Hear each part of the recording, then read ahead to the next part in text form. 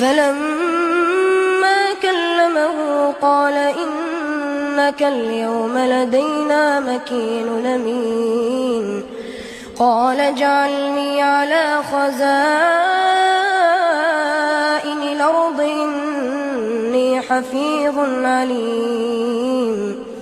وكذلك مكنا ليوسف في الأرض يتبوأ منها حيث يشاء